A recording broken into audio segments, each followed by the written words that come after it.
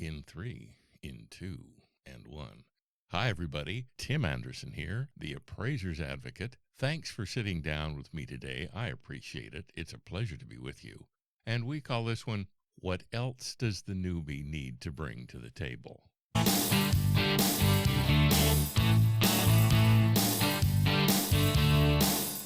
a recent podcast, we talked about just that.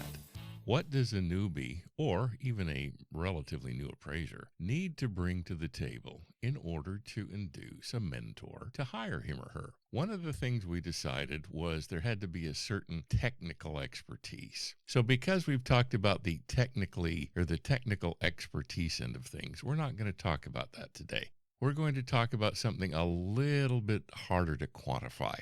What we're talking about is a sense of wonder, a sense of curiosity, a sense of learning. Now, let me explain what I mean.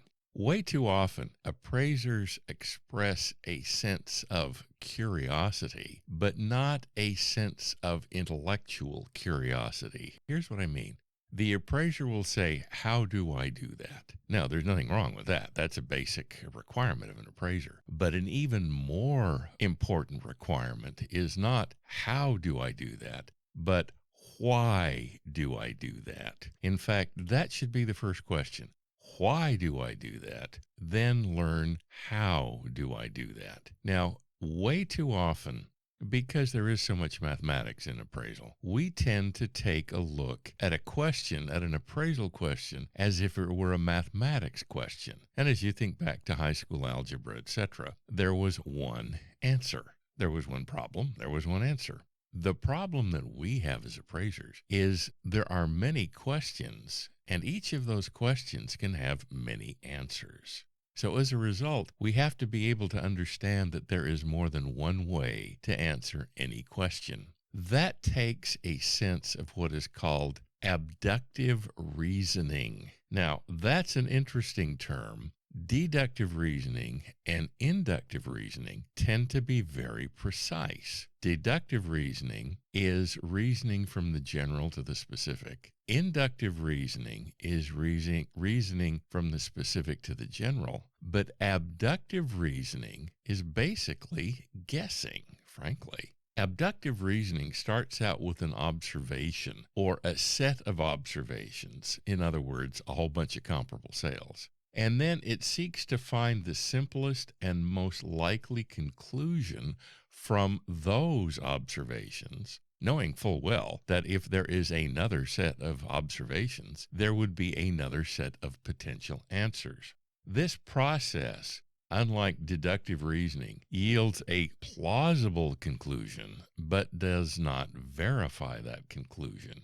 Abductive reasoning conclusions, therefore, are qualified. In other words, they have a component of doubt. They have a component of uncertainty. Let me give you a specific example. The definition of market value starts out, the most probable price. The reason we have to reason abductively is because we are not dealing with a set of logical parameters. We're dealing with the emotions of buyers and sellers. As a result, one seller will ask $10,000 for the swimming pool, where the buyer might be willing to pay $7,500. So as a result, we have a lot of data, a lot of which is noise, and we have to cut through that noise somehow to get at the facts. And one of the ways we do that is abductive reasoning or guessing. Now, let me be specific. Let's suppose you have a property that was listed for sale for $400,000 and it went under contract for $405,000, very common in the current market. We don't know if $400,000 is the market value. We don't know if $405,000 is the market value. We don't know if something else is the market value.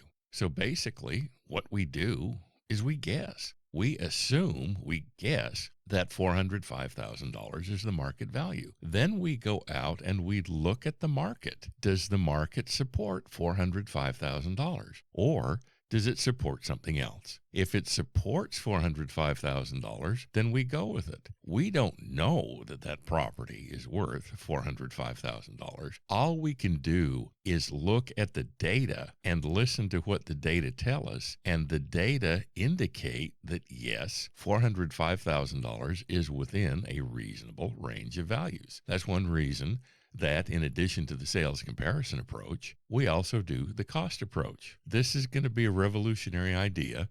Don't send me hate mail, or if you do, attach it to a $100 bill. The cost approach and the sales comparison approach measure the same thing. They both measure the value of the underlying site, the market value of the underlying site, as if it's vacant and available to be put to its highest and best use. And they measure the contributory value of the improvements. Therefore, the two value indications from the sales comparison approach and the cost approach should come in relatively close to each other. If they don't, then first of all, check for math errors. Then we're going to go into what that difference could mean, but we're going to do so in another podcast. That's not the purpose here.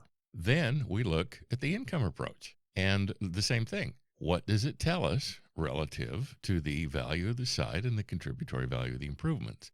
Now, because relatively few residential properties are traded specifically for rental purposes, we don't pay a lot of attention to the income approach, which is okay. But the point is, we've got two indications of value that should be relatively close to each other. Therefore, what we have just proven is that our guess, that $405,000, is a guess the market supports. And let's face it, USPAP doesn't require that we prove anything. Fannie Mae doesn't require us to prove anything.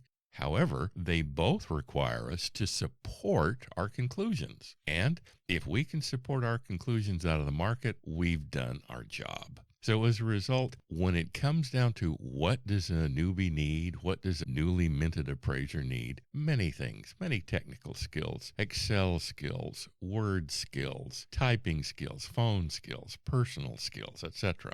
But those appraisers also need a sense, a skill in intellectual curiosity, not so much to answer the question, how, but to answer first the question, why, then to answer the question, how. That's what a newbie needs to bring to the table.